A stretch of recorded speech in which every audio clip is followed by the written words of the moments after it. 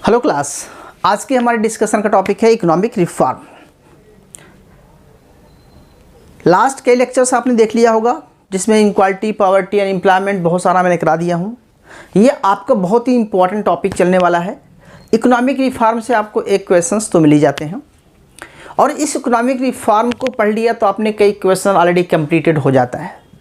आपको मैं बाद में बताऊँगा इकोनॉमिक रिफॉर्म क्या था, उसका प्रोसीजर क्या था, इकोनॉमिक रिफॉर्म एडॉप्ट क्यों किया गया, इसका मेन ऑब्जेक्टिव क्या था, मेन पर्पस क्या था एडॉप्ट करने का, क्यों एडॉप्ट किया गया यानी कि रीज़न क्या था इसको एडॉप्ट करने का, और इसका क्या इम्पैक्ट आया, और इस रिफॉर्म को एडॉप्ट किया तो इसमें कौन कौन से सेक्टर में रिफॉर्म किए गए, किन किन पॉलिसी को मेजर किया गया, किन किन पॉलिसी को मेजर मतलब एक्टिविटीज़ को एडॉप्ट किया गया।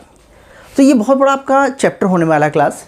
इस चैप्टर को हम 3-4 पार्ट में पढ़ेंगे जैसे मैं पहले बता दे रहा हूँ, क्योंकि इकोनॉमिक रिफॉर्म बेसिकली एक बहुत वाइड कॉन्सेप्ट है क्लास, जिसमें हम न्यू इकोनॉमिक पॉलिसी बोलते हैं। और जब न्यू इकोनॉमिक पॉलिसी की बात करते हैं तो उसमें LPG पॉलिसी आती है क्लास। LPG का मतलब होता है लिबरलाइजेशन, प्राइवेटाइजेशन और ग्लोबलाइजेशन। अब हम इंडिविजुअली लिबरलाइजेशन पे एक अलग क्वेश्चन पढ़ाएंगे, प्राइवेटाइजेशन पे कहेंगे और आपका ग्लोबलाइजेशन पे अलग से चैप्टर भी पढ़ाएंगे। लेकिन डायरेक्टली देखा जाए तो इसका लिंक जो है LPG पॉलिसी से यानी कि इकोनॉमिक रिफॉर्म से है। तो डेप्थ में तो हम जाकर के एक एक बातें आपको बताएंगे कि इकोनॉमिक रिफॉर्म की रिक्वायरमेंट क्यों पड़ी, क्या 1991 से पहले कौन कौन से इकोनॉमिक रिफॉर्म किए गए थे, आफ्टर 1991 कौन से रिफॉर्म किए गए, तो ये सारे हम डिस्कस करने जाएंगे इस लेक्चर में क्लास।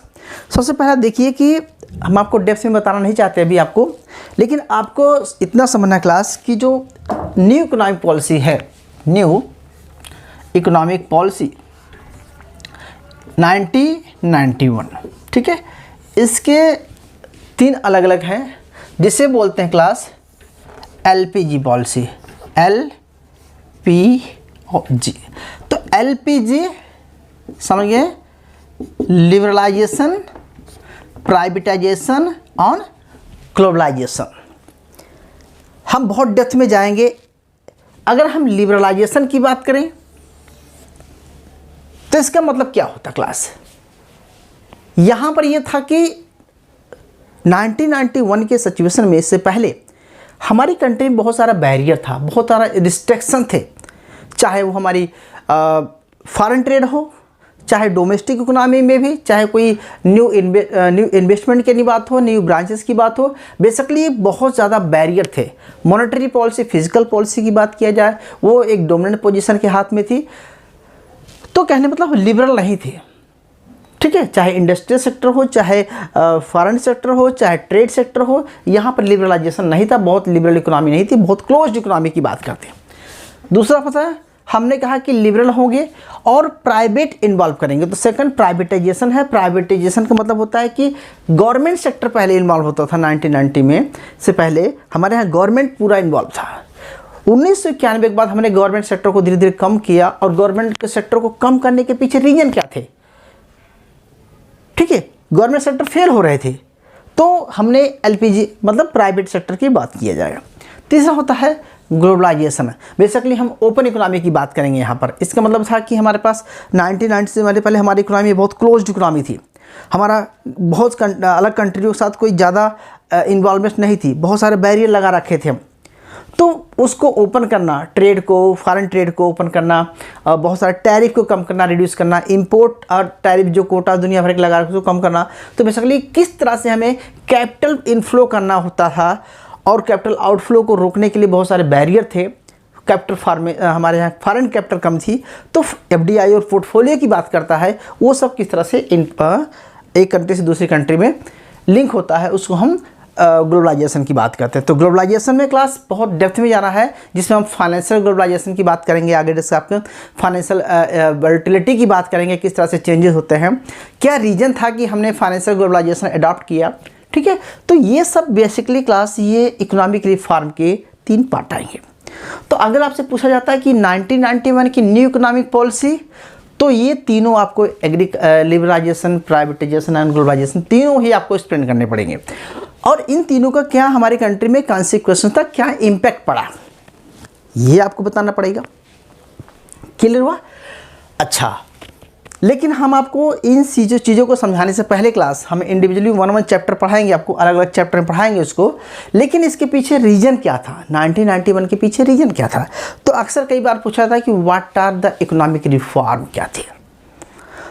तो इकोनॉमिक रिफॉर्म को डिफाइन करने के लिए सिंपल सा फंडा है क्लास कि इकोनॉमिक रिफॉर्म वो प्रोसेस है, वो एक्टिविटीज़ है जो गवर्नमेंट ने अडॉप्ट किया सभी सेक्टर में, चाहे कंट्रोल करने की बात हो, चाहे रेगुलेशन की बात हो, चाहे एफिशिएंसी बढ़ाने की बात हो, चाहे प्रोडक्टिविटी बढ़ाने की बात हो। मतलब बेसिकली हम ये कहना चाहते हैं कि एक बेटर कोऑर्डिनेशन था, बेटर गाइडेंस थी। मतलब इकोनॉमी को रन कराने के लिए जो पॉलिसी अडॉप्ट किया है वो भी रिफॉर्म के तौर पे 1991 में उसे इकोनॉमिक रिफॉर्म इसलिए कहा गया है कि इस रिफॉर्म में बहुत ज़्यादा प्रोसीजर था। लिबरलाइजेशन करना, प्राइवेटाइजेशन करना, ग्लोबलाइजेशन करना, इन सब के चीज़ें पीछे था कि एक कंट्री की एफिशिएंसी बढ़े, प्रोडक्शन बढ़े, एक्सपोर्ट बढ़े, डोमेस्टिक इकोनॉमी के बेटर हो, जीडीपी बेटर हो, इन्फ्लेशनरी प्रेशर कम हो, हमारे कंट्री का एक्सपोर्ट बढ़े, इंपोर्ट बढ़े, माने बहुत तरह से कंट्रोल करने की बात हो रही थी, रेगुलाइजेशन की बात होती थी। तो इन सब चीज़ों को अडॉप्ट करने के बाद ही हमारे इकोनॉमिक का रिफॉर्म सक्सेस रहा कि नहीं रहा, अभी भी रिफॉर्म किए जा रहे हैं, अभी भी गवर्नमेंट सबसेट, ठीक है। जब हम आप डिस्क में पढ़ाएंगे फॉरेन ट्रेड पॉलिसी लेटेस्ट की, या फॉरेन एक्सचेंज रेट पॉलिसी पढ़ाएंगे आपको, या करंट की जो है फाइनेंशियल ट्रेड पॉलिसी पढ़ाएंगे, या मेकिंग इंडिया आगे जाके डिस्कस करेंगे, या एफडीआई पढ़ाएंगे, तो वहाँ पर आपको डिसाएंगे कि करंट की सिचुएशन में भी हम कितने कितने रिफॉर्म कर रहे हैं, ये हम आपको बाद में बताएंगे क्लास। यहाँ तक तो समझ आ गया। चलो हम सीधी बात, इकोनॉमिक रिफॉर्म क्या था, सिचुएशन क्या थी, ये तो बात की बात है। अब हम सबसे पहला क्लास ये देखिए, मैंने कुछ पॉइंट्स लिख रखे हैं, ये इसलिए रखें कि थोड़ा हेल्प हो जाए आपके लिए। सबसे पहला क्वेश्चंस ये पूछा जाता है कि need for the new economic policy. यार हमें अपनी कंट्री में न्यू इकोनॉमिक पॉलिसी की ज़रूरत क्यों पड़ी? What are the main reason why government need to adopt new economic policies? तो भैया इसके लिए बहुत सारा क्वेश्चन बना लीजिए, बहुत सारे टॉपिक बना लीजिए, बनाने के लिए बहुत बात है। लेकिन अगर मैंने इन पॉइंटों को 4 पॉइंटों में समराइज किया हूं तो इसको आप भी समझ सकते हैं। कैसे? देखिए, सबसे पहले देखो 1990 में सिचुएशन क्या हुई थी, क्राइसिस आया था, याद है ना? तो जब बेटा जी किसी कंट्री में क्राइसिस आता है, इसका मतलब क्या क्या होता है समझ लीजिए। उस कंट्री में सबसे पहली बात होती है कि इन्फ्लेशनरी प्रेशर। ओके, तो इन्फ्लेशन सिचुएशन आ गई, और जब मार्केट में इन्फ्लेशन होता है क्लास, तो अनएम्प्लॉयमेंट क्या होती है भाई? इन्फ्लेशनरी प्रेशर होगी, मार्केट में सप्लाई कम है, एम्प्लॉयमेंट कम है, तो एक तरफ एम्प्लॉयमेंट भी कम था, दूसरी तरफ इन्फ्लेशनरी प्रेशर था, तीसरा शॉर्टेज ऑफ सप्लाई थी। ओके, हमारा जो बैलेंस था, ट्रेड बैलेंस डेफिसिट हो गया था, हमारा इंपोर्ट जो था, एक दिन के इंपोर्ट करने के लिए हमारे पास फॉरेन रिजर्व नहीं थे, तो रिजर्व की कम हो गया था, रिजर्व की डिमांड ज़्यादा थी, रिजर्व की सप्लाई कम थी, हमारा एक्सपोर्ट कम हो गया था, हमारा बैलेंस ऑफ पेमेंट डिफिसिट हो गया था, बीओपी डिफिसिट हो गया था, अनएम्प्लॉयमेंट बढ़ गए थे, इन्फ्लेशनरी प्रेशर बढ़ गया था, जीडीपी डाउन हो गई थी। जीडीपी डाउन होने का मतलब होता है किसी कंट्री में सेविंग रेट कम होना, इन्वेस्टमेंट रेट कम होना, कैपिटल फॉर्मेशन डिक्रीज होना, गवर्नमेंट का बजट डिफिसिट होना। ओके, अब बताओ भैया, हम आपको क्या बताना चाहते थे क्लास? हम अगर आपको मैक्रो से जोड़ें तो y = C + I + G + net export ऐसे पढ़ाते थे।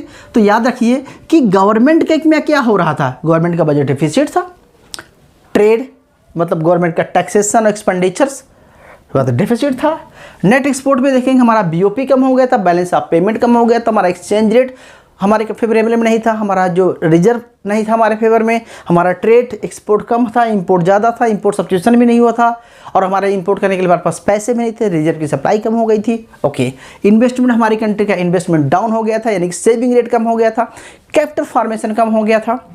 जब सेविंग रेट कैपिटल फॉर्मेशन कम होगा तो नो डाउट कि एम्प्लॉयमेंट पे क्या इम्पैक्ट पड़ेगा, तो एम्प्लॉयमेंट भी प्रॉब्लम हो गई थी। सी, डोमेस्टिक कंजप्शन कम हो गया था, यानी कि मार्केट में हमारा एग्रीगेट डिमांड क्या हो गया था क्लास, बहुत कम हो गया था। क्यों? एक तो डिमांड नहीं है, दूसरी साइड मार्केट में सप्लाई भी, प्रोडक्शन भी कम हो गया था, तो इस करके इन्फ्लेशनरी प्रेशर आ गया था।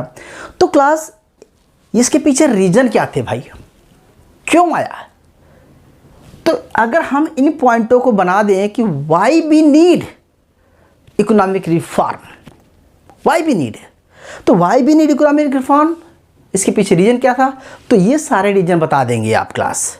और अगर इन सारे रीजन को हमें 4 पॉइंट में बताया कि slow and unsatisfactory economic growth, so these are element of the economic growth. Economic growth में क्या था भैया, को बताएगा? इकोनॉमिक ग्रोथ इज डायनेमिक या स्टैटिक, स्टैटिक सिचुएशन, मतलब समटाइम शॉर्ट टर्म के लिए होता है। इन्फ्लेशनरी प्रेशर मतलब फ्लक्चुएशन बहुत ज़्यादा हो गई थी, हमारे यहाँ क्या हो गया था, इन्फ्लेशनरी प्रेशर हो गया था, सप्लाई कम हो गई थी, मार्केट में एम्प्लॉयमेंट कम हो गया था, बहुत सारी सिचुएशन थी। तो कहने का मतलब है कि इकोनॉमी में क्राइसिस था, तो उस क्राइसिस के पीछे कितने रीजन आते हैं, ये सारे रीजन थे। तो किसी कंट्री का जो इकोनॉमिक ग्रोथ है बहुत हमारी कंट्री का कम हो गया था, ठीक है। इनएफिशिएंट है पब्लिक सेक्टर, जो भी पब्लिक सेक्टर में अंडर में काम कर रहे थे सारे सारे घाटे में जा रहे थे। तो पब्लिक सेक्टर उस time dominant position public sector की थी, आपने सुना होगा बेसिकली। अब तो पब्लिक सेक्टर कितने रह गए, ओनली 3 रह गए हैं, 5 लाइसेंसिंग रिक्वायरमेंट है। पहले कितने पब्लिक सेक्टर होते थे, तो कहने मतलब पब्लिक सेक्टर में क्या था कि वर्क इफिशिएंसी इतनी कम थी, किसी को प्रोडक्शन प्रोडक्टिव से कोई मतलब नहीं था, प्रॉफिटेबिलिटी से मतलब नहीं था, बिकॉज कहते हैं ना कि गवर्नमेंट जॉब है, गवर्नमेंट के अंडर में है, तो कोई प्रोजेक्ट स्टार्ट होता था बहुत समय लगता था। तो उस टाइम की सिचुएशन थी कि पब्लिक सेक्टर इनएफिशिएंट वर्क कर रहा था, और इससे क्या होता था कि मार्केट में सिचुएशन डाउन हो गई। दूसरा इन्फ्लेशनरी प्रेशर था, एक तरफ इन्फ्लेशनरी प्रेशर था। इन्फ्लेशनरी प्रेशर क्या था, इसके पीछे बहुत राजन था। उस टाइम हम कह रहे हैं कि मॉनेटरी पॉलिसी फेल हो गई, फिजिकल पॉलिसी फेल हो गई थी, गवर्नमेंट की ट्रेड पॉलिसी फेल हो गई थी, ठीक है। अगर एग्रीकल्चर में देखा जाए या इंडस्ट्री में देखा जाए, मनी सेक्टर में देखा जाए या कैपिटल मार्केट, मनी मार्केट, हर तरीके से देखा जाए तो क्रैश हो चुके थे और इन्फ्लेशनरी प्रेशर क्रिएट हो चुका था। और एक्सपीरियंस ऑफ अदर कंट्रीज, तो कहा जाता कि इसलिए रिफॉर्म की जरूरत पड़ी क्योंकि अदर कंट्री में भी सिचुएशन हुई तो उसने रिफॉर्म किया था। कौन कौन से कंट्री थे, शायद सुना होगा आपने, यूरोपियन ईस्टर्न कंट्री, बहुत सारी कंट्री थी class, north Korea and eastern Europe की बात करें तो बहुत सारी कंट्री का एक्सपीरियंस ये कहता था कि हमें इकोनॉमिक रिफॉर्म की रिक्वायरमेंट पड़ी थी। तो क्लास बेसिकली देखो, आपको हेडिंग से याद करने की ज़रूरत नहीं है, मैं पहले बताता हूँ, मेरे लिए किसी लेक्चर में आपको याद नहीं कराता मैं। आपको करना क्या है कि जब इकोनॉमी में सिचुएशन आती है रिफॉर्म की तो क्यों अडॉप्ट हो रहा है, तो आप बना देना क्या, inefficient of public sector, inflationary pressure, under utilization of resources, slow economic growth, low GDP, low employment, low consumptions, ठीक है, low trade balance, balance of payment deficit, government deficit, ठीक है, इन्वेस्टमेंट डेफिसिट, कैपिटल फॉर्मेशन, ये सारे points आप मिला दीजिए, क्या हो जाएगा भैया, क्या हो जाएगा क्लास, ये सारे पॉइंट अगर मिला देंगे तो ये हो जाएगा कि इकोनॉमिक रिफॉर्म्स हमें रिक्वायरमेंट क्यों पड़ी। क्लियर है। और आपसे पूछा था कि what is the objective of reform, what is the main aims of reform, या व्हाई वी नीड रिफॉर्म, तो ये तो रीजन हो गया, इसका रीजन क्या था, ये रीजन हो गया, ठीक है। और रीजन के साथ इसको दूर करने के लिए जो स्टेप अडॉप्ट करेंगे उसे क्या बोलेंगे क्लास, क्या बोलेंगे, ऑब्जेक्टिव ऑफ, क्या बोला, इकोनॉमिक रिफॉर्म। हमारा टारगेट क्या है, न्यू इकोनॉमिक पॉलिसी अडॉप्ट करके हमारा टारगेट क्या था कि भैया अपनी इकोनॉमी में, अपनी कंट्री में इन्फ्लेशनरी प्रेशर को कम करना है। अगर इन्फ्लेशनरी कम प्रेशर का मतलब क्या आता है कि मार्केट में प्रोडक्शन को बढ़ाना है, ठीक है, क्योंकि मार्केट में अगर प्रोडक्शन बढ़ाने का मतलब क्या है, एग्रीकल्चर, इंडस्ट्री या सर्विस सेक्टर, तो industrial policy, small scale industry policy, large industrial policy, हमें किस तरह से इंडस्ट्रियलाइजेशन किया गया 1990 में, इंडस्ट्रियल पॉलिसी अलग से पढ़ाते हैं। फिर हमें पढ़ाते हैं कि इंडस्ट्रियल पॉलिसी में हम किस तरह से प्रोडक्शन और प्रोडक्टिव बेटर करने की बात किया, टेक्नोलॉजी बेटर करने की बात की है, और साथ के साथ हमने क्या किया कि वहाँ पर प्राइवेट किया कि जो गवर्नमेंट सेक्टर में अंडर में इंस्टीट्यूशन वर्क कर रहे थे उनको हम प्राइवेट करके, इसलिए क्या कि प्रोडक्शन प्रोडक्टिव बढ़े, इफिशिएंसी बढ़े, इसके लिए हम आपको डिसइन्वेस्टमेंट पॉलिसी अलग से पढ़ाएंगे। क्लियर है। तो इन्फ्लेशनरी प्रेशर या कंट्रोल, इन्फ्लेशन कंट्रोल करने का मेन ऑब्जेक्टिव था। दूसरा ओपन प्राइवेट सेक्टर, क्योंकि public sector under efficiency inefficiency में काम कर रहे थे। तो ये हुआ कि भैया अगर इन सेक्टर को प्राइवेट सेक्टर के लिए ओपन करेंगे तो प्राइवेटाइजेशन का मेन प्रॉफिट होता है प्रॉफिट मोटिव। गवर्नमेंट सेक्टर जो सोशल वेलफेयर के लिए काम करता है, लेकिन प्राइवेट सेक्टर जो है पर्सनल बेनिफिट के लिए काम करेगा, सेल्फ इंटरेस्ट में काम करेगा। तो उस केस में क्या होगा, जब किसी प्राइवेट सेक्टर को गवर्नमेंट सेक्टर में लॉन्च किया जाएगा तो ऑटोमेटिकली डिसइन्वेस्टमेंट करने से कुछ सरकार के पास पैसा आएगा, प्लस उस प्राइवेट सेक्टर से इन्वॉल्व होने से गवर्नमेंट सेक्टर की इफिशिएंसी और प्रोडक्शन प्रोडक्टिविटी बढ़ेगी। तो ये मेन कॉन्सेप्ट रखा गया। तीसरा होता है लिबरलाइजेशन ऑफ इंडस्ट्रियल पॉलिसी। हमारे इंडस्ट्री किसी कंट्री की ग्रोथ जो उस कंट्री की इंडस्ट्री पे डिपेंड करती है और एग्रीकल्चर पे। अगर इंडस्ट्री बेटर है तो एग्रीकल्चर बेटर होगा। और हमारी डोमेस्टिक इकोनॉमी किसने, हमारी domestic economy basically agriculture based economy है, लेकिन वो एग्रीकल्चर कहीं ना कहीं इंडस्ट्री से लिंक है। तो इंडस्ट्रियलाइजेशन हमारी कंट्री में बहुत सारी रिफॉर्म आपको पढ़ाएंगे, 80s का 77 का इंडस्ट्री पॉलिसी, फिर 1991 की पॉलिसी। तो वहाँ पर बहुत ज़्यादा बैरियर था, लेकिन उसको लिबरलाइजेशन करने की बात किया। लिबरल का मतलब होता है कि किस तरह से दूसरी आप न्यू ब्रांचेस ओपन कर सकते हैं, नया प्रोडक्ट लॉन्च कर सकते हैं, ठीक है, मर्ज कर सकते हैं, एक्विजिशन कर सकते हैं, बाहर की रॉ मटेरियल इंपोर्ट कर सकते हैं, टेक्नोलॉजी इंपोर्ट कर सकते हैं। पहले ऐसा नहीं था। तो हम आपको इसमें डेप्थ में पढ़ाएंगे जब आप इंडस्ट्रियल पॉलिसी पढ़ाएंगे। तो तीसरा होता class foreign inflow of foreign capital. किसी कंट्री की ग्रोथ के लिए कैपिटल फॉर्मेशन बहुत ज़रूरी है, और अगर हमारी कंट्री में कैपिटल फॉर्मेशन नहीं हो रही है, क्यों नहीं रही है, कि हमारी कंट्री का जीडीपी कम है, और जीडीपी कम है तो सेविंग कम होगा, सेविंग कम होगा तो इन्वेस्टमेंट कम होगा, इन्वेस्टमेंट मतलब तो कैपिटल फॉर्मेशन कम हो रहा है। तो कैपिटल फॉर्मेशन कहाँ से आएगा, बाहर से मनी आने चाहिए।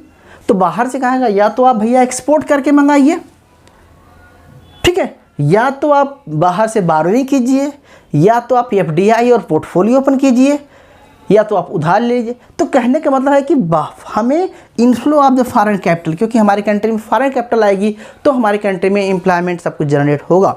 तो बेसिकली था कुछ टाइम हमारे पास फॉरेन कैपिटल नहीं थी, हमारे पास रिजर्व नहीं था, रिजर्व कैसे जनरेट किया जाए, ये एम था हमारी कंट्री का। दूसरा होता है class liberalisation of foreign trade. हम बहुत सारा बैरियर लगा रखे थे, क्योंकि हमारा एक्सपोर्ट दूसरे कंट्री का इंपोर्ट होता है और दूसरी कंट्री का एक्सपोर्ट हमारे कंट्री का इंपोर्ट होता है। तो एक इकोनॉमी दूसरी इकोनॉमी पर डिपेंड होती है, और इससे हमारा कैपिटल फॉर्मेशन आता है। तो आगे चल के क्लास आपको बता देना चाहता हूँ, ये जो 3 वर्ड हैं यही चीज़ें हैं एलपीजी। क्योंकि जब हम लिबरलाइजेशन की बात करेंगे इंडस्ट्रियलाइजेशन में तो लिबरलाइजेशन पॉलिसी आ गई। जब इंडस्ट्री को प्राइवेट सेक्टर करेंगे तो प्राइवेटाइजेशन आ गया। जब हम बाहर की इकोनॉमी को लिबरल करेंगे, inflow outflow capital flow FDI portfolio सभी लिबरल करेंगे तो ये ग्लोबलाइजेशन आ जाएगा। तो ये बेसिकली 3 वर्ड्स ये इसी एम को प्रोजेक्ट करते हैं, इसी ऑब्जेक्टिव को फुलफिल। और ये ऑब्जेक्टिव क्यों अडॉप्ट किया गया, इसके पीछे रीजन क्या था, क्लास शायद कुछ समझ आ गया होगा। बेसिकली मेरा टास्क ये था आपको एक माइंड में प्री व्यू सेट करना है कि भैया what is economic reform, why we need economic reform, what is the objective of reform, and why we need government adopt the LPG liberalisation privatisation globalisation policy क्यों adopt किया गया। तो अगर liberal होना चाहते थे क्यों होना चाहते थे, प्राइवेट लाना चाहते थे क्यों लाना चाहते थे, और ग्लोबली एक दूसरे से कॉन्टेक्ट होना चाहते थे तो क्यों होना चाहते थे, इसके पीछे रीजन क्या था, क्या रीजन था, रीजन बहुत सारे थे। तो क्लास ये सिचुएशन क्रिएट हो गई, मेरी बात समझ में आ गई, ओके। तो क्लास ये तो था simple introductions, why we need new economic reform, what is the LPG policy, and what is the objective of economic reform, okay. अब हम पढ़ेंगे आपका इकोनॉमिक रिफॉर्म सिंस 1991 और इकोनॉमिक रिफॉर्म सिंस बिफोर 1991। पहला लेक्चर करेंगे, फिर दूसरे में क्लास पढ़ेंगे component of new economic policy. तो what are the main component of new economic policy, LPG policy. तो मेन कंपोनेंट तो यही है एलपीजी पॉलिसी, लेकिन इसमें भी हम अलग अलग से अडॉप्ट करेंगे कि जब हमने दूसरी कंट्री से उधार लेने की बात की, जब पैसे लेने की बात की, तो उन्होंने साले हमारे साथ बहुत सारे बैरियर रखे, बहुत सारे कंडीशंस लिया। हमने वर्ल्ड बैंक IMF से पैसे मांगा तो उन्होंने बहुत सारा कंडीशन रखा कि आपके हम तभी उधार देंगे जब आप अपने कुछ कंडीशन को मानिए। तो जो उस कंडीशन को मानने के लिए उन्होंने बोला कि आप अपनी कंट्री में स्टेबलाइजेशन कीजिए, मैक्रो इकोनॉमिक स्टेबलाइजेशन कीजिए। तो मैक्रो इकोनॉमिक स्टेबलाइजेशन यही है कि आप कंजप्शन को, इन्वेस्टमेंट को, गवर्नमेंट पॉलिसी यानी कि एक्सपोर्ट इंपोर्ट को, ट्रेड पॉलिसी को, मॉनेटरी पॉलिसी को, फिजिकल पॉलिसी को, ठीक है, और नेट एक्सपोर्ट पॉलिसी को, इधर पे कैसे कि जो एक्सचेंज रेट पॉलिसी है, ठीक है, टैरिफ को, इन सबको मैनेज करना पड़ेगा, स्टेबलाइज करना पड़ेगा, यानी कि फ्लक्चुएशन ना आने पाए, यानी कि इन्फ्लेशन प्रेशर ना आने पाए, तभी आपको मैं लोन्स या पैसा उधार दूंगा। तो गवर्नमेंट को मानना पड़ा। तो हम आगे पढ़ाएंगे आपको कि मैक्रो इकोनॉमिक्स में स्टेबलाइजेशन पॉलिसी क्या थी।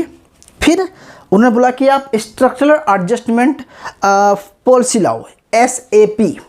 तो SAP पॉलिसी क्या थी, सरकार को किस किस जगह पर स्ट्रक्चर चेंज करना पड़ा। तो स्ट्रक्चरल चेंज का मतलब होता है क्लास कि क्या, जो हमारे इंडस्ट्रियलाइजेशन सिस्टम था उसको टोटली चेंज किया गया। मतलब गवर्नमेंट सेक्टर में था, ओपन किया प्राइवेट सेक्टर के लिए। हम फॉरेन ट्रेड बैरियर वगैरह बहुत सारा उसको ओपन किया गया। बेसिकली हर सेक्टर में हमने देखेंगे कि किस तरह से चेंज करने की बात किया। तभी हमें 1991 की इंडस्ट्रियल पॉलिसी पढ़ते हैं, 1991 की मॉनेटरी पॉलिसी पढ़ते हैं, 1991 की फिजिकल पॉलिसी पढ़ते हैं, क्लास 1991 की ट्रेड पॉलिसी पढ़ते हैं। फिर एग्रीकल्चर, बीच बीच में हम एग्रीकल्चर फोकस करते हैं।